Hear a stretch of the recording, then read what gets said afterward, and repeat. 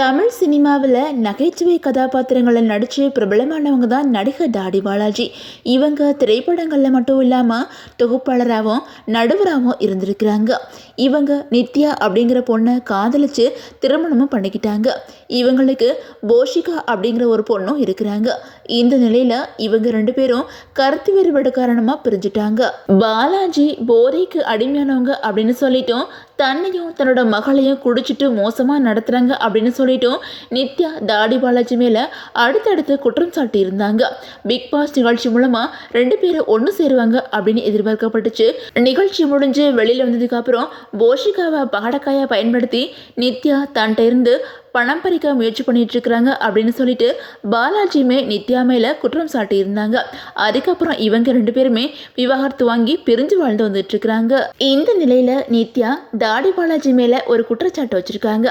அதுல விவாகரத்து பெறும்போது மகளோட படிப்புக்கு ஆகிற செலவை பாலாஜி ஏற்கணும் அப்படின்னு உத்தரவிடப்பட்டுச்சு. ஆனா இப்போ மகள் போஷிகாவோட படிப்பு செலவுக்கு பாலாஜி பணம் கொடுக்கறதே இல்லை அப்படின்னு புகார் கொடுத்திருக்கிறாங்க.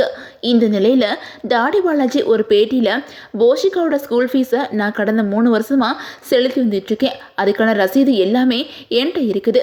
நித்யா என்னோட மகளை கவனிச்சுக்கிறதே இல்லை, எப்போவுமே பெங்களூர் ஹைதராபாத்தில் தான் இருக்கிறாங்க. இதனால என்னோட மகளை அவங்க அம்மா வீட்டை விட்டுட்டு அடிக்கடி ஊருக்கு போயிடுறாங்க.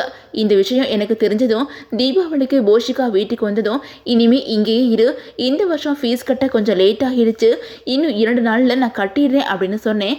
அப்போ போஷிகாவும் சரி அப்படின்னு தான் சொன்னான்.